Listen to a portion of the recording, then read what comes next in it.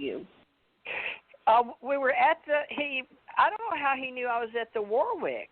Somehow he must. How did he find out he must have asked Steve. How did he find out Steve and him were, I don't want to go there, but they were sort of lovers. Okay, let me Steve take and you. him were lovers. Let's take you through it slowly.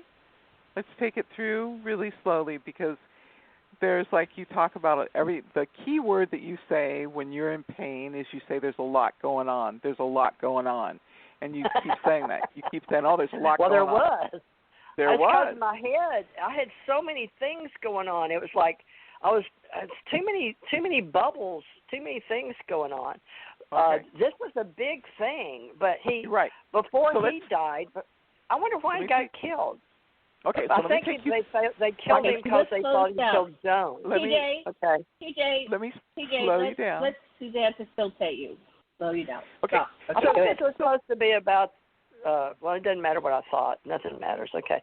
Oh, my God. How I got him off of me. The bungalow is where you did the Theresa. dressing around the swimming pool. What? Theresa, slow back down. I'm going to take you back down. Okay, so I'm going to give you the outline of the story, and then I'm going to take you through it one memory at a time. I don't think it was supposed to be a sex story, though. It's like we haven't even got to Roswell. TJ, oh, my God. It's fine. What? This is perfect. This is absolutely perfect. Let it I've unfold never dealt with as this. it's unfolding. Suzanne is excellent. Let her facilitate you. Okay, go ahead. Oh, my God. Teresa, let me take you through it. So if I take you through the memory and I tell you it's okay, it's not your fault, and I give you the perspective. Clothes. Okay, wait. With the Warwick. Teresa. No, Teresa, wait. I'm going to outline this for you. I'm going to make you safe, and then I'm going to take you through it in a very gentle way. Your energy, if you don't understand your past with clarity, the energy remains trapped there, and when your energy is trapped, you can't get access to your authentic energy and create the movement in order to have the clarity. So here's what I feel when I feel you looking at this memory. There's three things I feel. One is that nobody knew how old you were chronologically because you're really smart and you're tall for your age, so you didn't look like and you I was were filled out. Yeah, I had boobies. Yeah. I was pretty. I was hourglass. I had Bess Meyerson's 36, 24, 36 at 15. Yeah. I remember because they told me that. Okay. So you're gorgeous, which is female power. You're young. So remember, your energy is still growing and developing. So you also have caught the attention of people that are powerful, people that are masterful, people that are wealthy, people that are living above the law, and people that are really, really powerful in your area. So you are feeling special because you're a dancer and you're performing, and that gives you a lot of attention. These are all really good things, but remember, people don't exactly remember how old you are, okay? Yeah, I think I was 15. It was just crazy what all was happening. Okay, I keep going back to looking at myself in the mirror because I was changing clothes and I felt guilty because I've lived with that guilt all my life because they got killed. And I just realized I wasn't responsible because how did he show up at the Warwick? How did he know I was dancing at the Warwick? Okay, Hotel? so here's the story. If those people had continued to be involved in influencing your life, you would not have been able to do what you were supposed to do. And the reason I took you to the place of the person photographing you is because I'm trying to bring you back to the memory where you become very comfortable with the feeling of being watched. You're being watched. You've been recruited, and you're being watched. They know what you're doing. They know when you're doing it. They know who you're doing it with, and they know the why. So they're not directly involved with you, but they're grooming you. They're observing you. They're keeping tabs on you. So I want you to go for a position of safety and comfort with the process that I'm doing with you because it's very deep. I want you to go back to that memory where you're riding a horse and Joan is in front of you. You both got your ponytails. You both have your beautiful, powerful horses, and you're riding. There's a deep sense of power and freedom. And there's a reflected piece of light in the tree line, and you realize that that's the man who photographs you. You don't feel danger. You don't feel afraid. You just observe him. I want you to go back to that memory of where you see him, and you know who he is and what he's doing, and it's okay to look at that memory now. I don't think I know who he is. It's like that show. He had it was a hot day, and he had a trench coat on, a khaki trench coat, a London fog kind of. I don't know. Okay.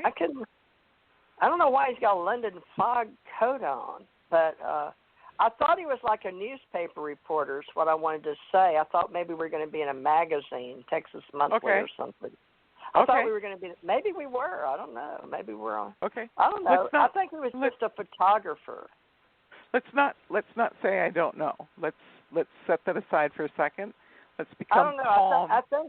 I think I told my mom I was going to be in Texas Monthly. I don't know. I can't remember. Let's look at the memory. But why is it important to you?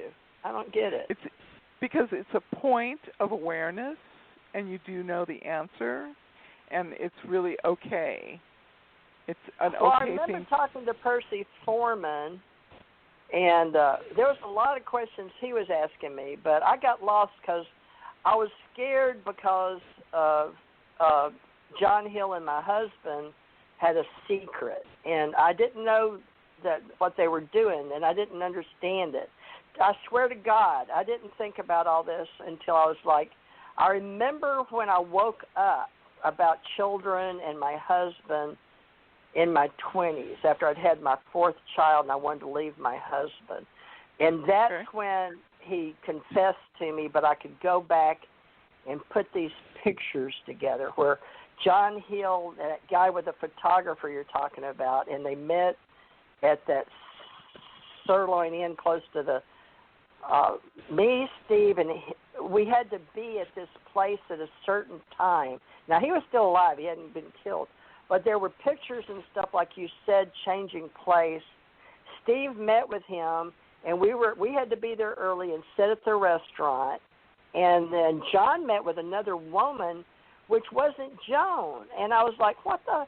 I remember as a teenager, and I remember I was dumb about sex and all that. I was a virgin, and nobody had, I mean, I just knew I loved my boyfriend.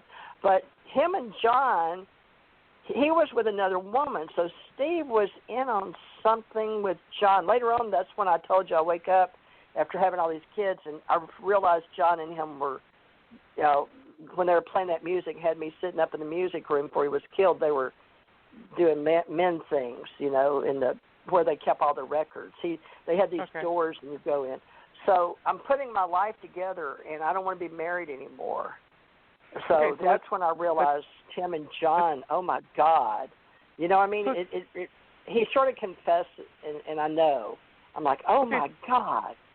So let's slow this down. I never told him what happened to John trying to pull my can, you know, where I was changing clothes. And he pushed me down on this looking chair that has like I have one in the living room where there's a rocking chair and it comes out. It was like one of these settees where you can sit up and lay your legs on. He pushed me down on it, and I remember because we had fluffy can skirts on, and we were supposed to be changing clothes, and the girls and I, we were in the mirror, me and two other girls, and we were taking our makeup off and fixing to change clothes when we heard a knock on the companion door. So that thought is stuck in my head.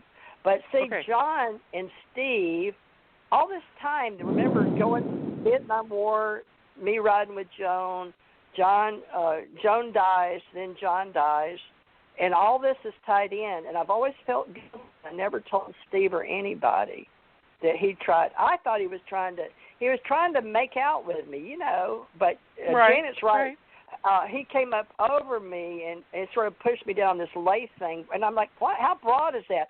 Because the girl, I mean, but I think he was sort of a strange person. He liked doing it in public places, with teenagers like Steve or me. It didn't matter.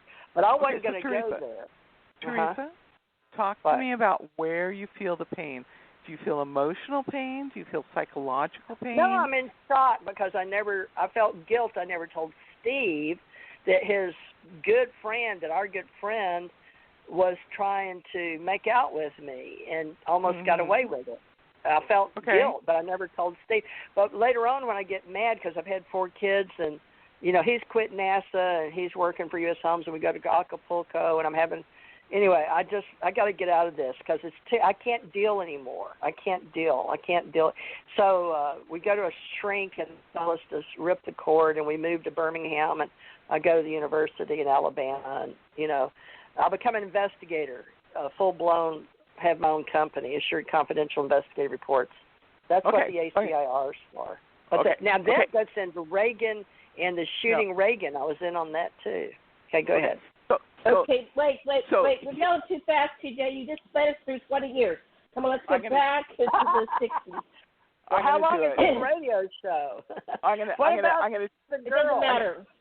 I'm going to take her to the important point. I promise, Janet. I got it. Yes, go ahead.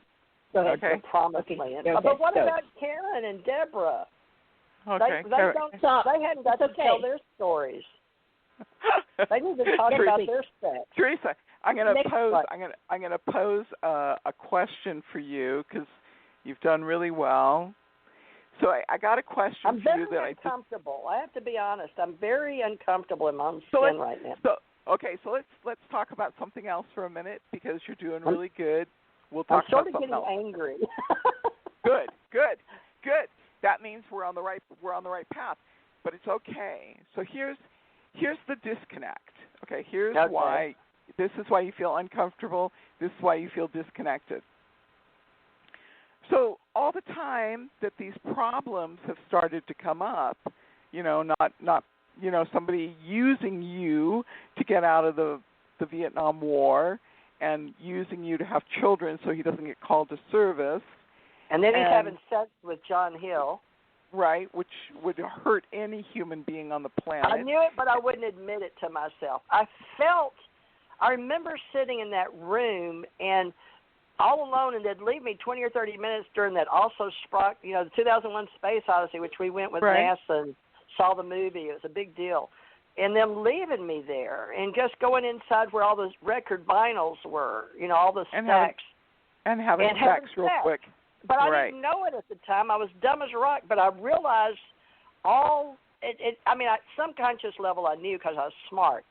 But I just couldn't imagine it because I didn't know what oral sex was, first of all. I never had it, and nor did I do it. So we didn't do that back then. He never asked me to do that, so I didn't know it was a thing. So I had that guilt. I'm carrying all this sex guilt because it was with John. But John tried to do that, but I would never tell him because that was his buddy and my buddy, but it was Joan's husband, but I was more Joan's friend than I was John.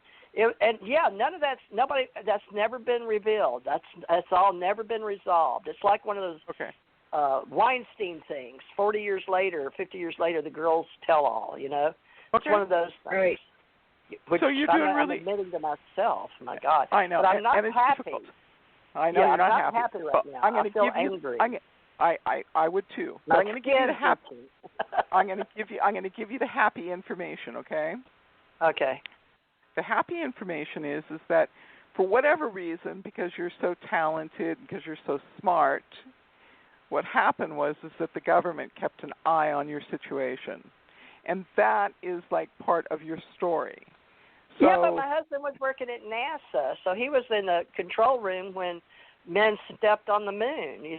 That's where I pick up with Dick Vanderploeg. That's my first story I write for Dirk, in Canada, the UFO story in 2007. Okay, so let's take you back for a second. Here's your point of empowerment.